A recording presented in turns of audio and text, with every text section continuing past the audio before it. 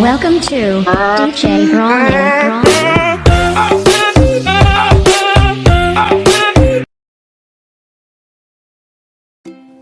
Assalamualaikum warahmatullahi wabarakatuh. Kami dari kelompok 5 yang akan memaparkan materi tentang sistem perhitungan biaya berdasarkan aktivitas atau activity based costing. Yang beranggotakan 7 orang. Yang pertama yaitu saya Muhammad Ismail, ada yang kedua Meira Heni, yang ketiga ada Gilang Surya Ramadan, yang keempat ada Muhammad Bayu Mahardika, selanjutnya ada Mas Nafis Leandro dan Mas Zaki Surtika Nugraha, dan yang terakhir adalah Arum Afriana. Di sini saya Muhammad Ismail akan memaparkan materi tentang pengertian dan karakteristik sistem activity atau basic costing.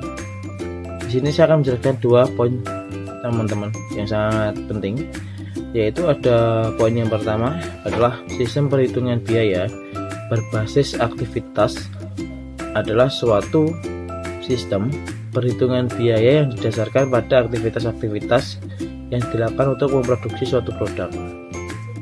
Dan poin yang kedua adalah pemikiran dasar dari sistem activity based costing adalah kebutuhan pelanggan atas produk berkualitas yang dihasilkan oleh perusahaan.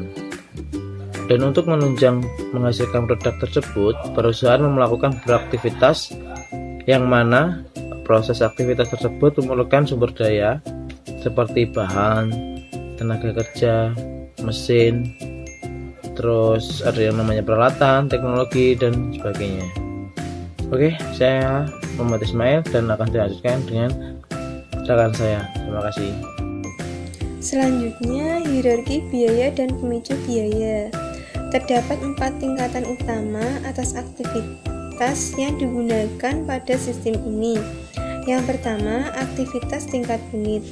Yang kedua, aktivitas tingkat gugus unit. Yang ketiga, aktivitas tingkat keberlanjutan produk. Dan yang keempat, aktivitas tingkat keberlanjutan fasilitas atau pabrik. Presentasi selanjutnya akan dijelaskan oleh Mas Gilang. Baik, di sini saya Gilang Surya akan melanjutkan dari Mbak Meira, yaitu metode pembebanan biaya ke produk.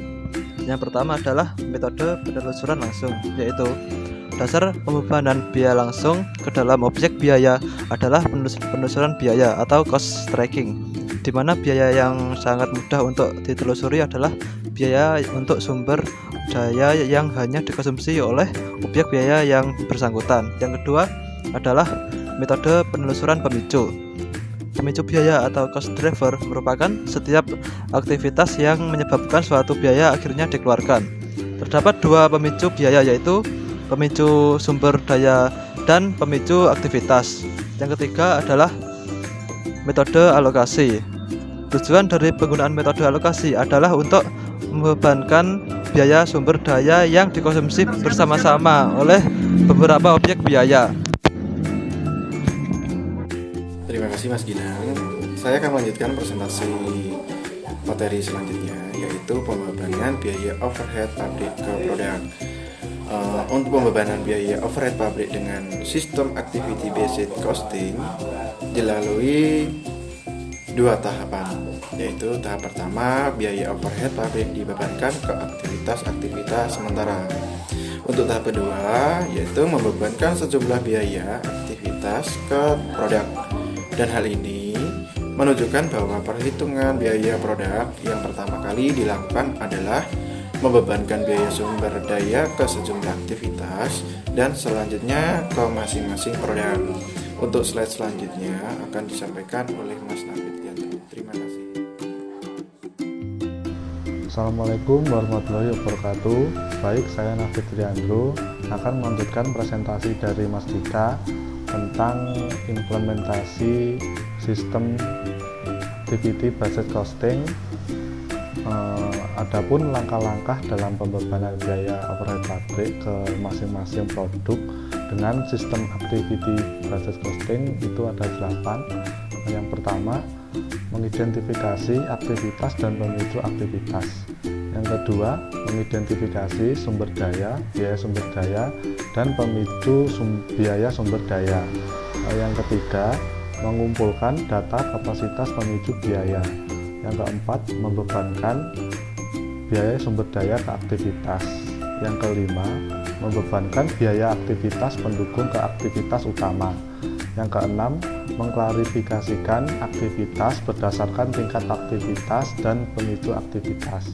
Yang ketujuh, menghitung tarif aktivitas. Dan yang terakhir, membebankan biaya aktivitas ke produk. Nah, itu dia presentasi dari saya. Untuk presentasi selanjutnya akan dijelaskan oleh Mas Zaki. Terima kasih.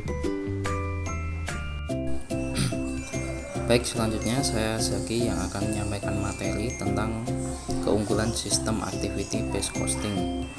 Banyak keunggulan pada sistem perhitungan biaya berdasarkan aktivitas, diantaranya satu, sistem ini menyajikan biaya produk yang informatif dan akurat.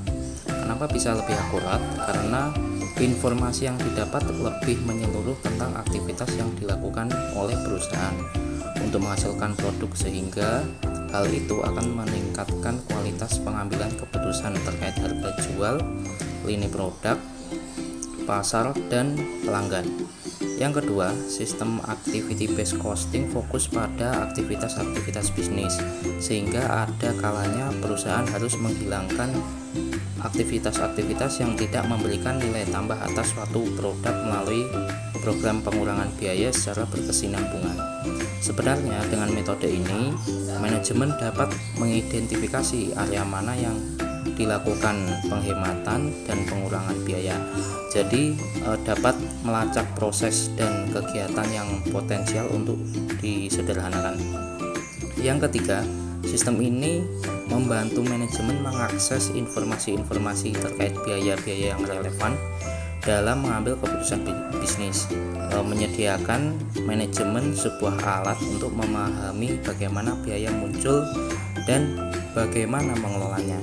Hal itu kontras dengan analisis biaya historis yang seringkali gagal mencerminkan biaya aktual. Sekian materi yang saya sampaikan. Materi berikutnya akan disampaikan rekan saya. Terima kasih. Kelemahan dan keterbatasan sistem activity based costing dibagi menjadi dua. Yang pertama, terdapat biaya khusus yang dihilangkan dari analisis sehingga penentuan biaya produk menjadi bias. Yang kedua, sistem activity based costing dalam penerapan dan perkembangannya membutuhkan banyak waktu dan biaya yang sangat mahal agar dapat menjadi sistem informasi yang sukses dan handal. Sekian presentasi dari kelompok kami. Apabila ada kekurangan kata, mohon dimaafkan. Akhir kata, wassalamualaikum warahmatullahi wabarakatuh. Selamat sore.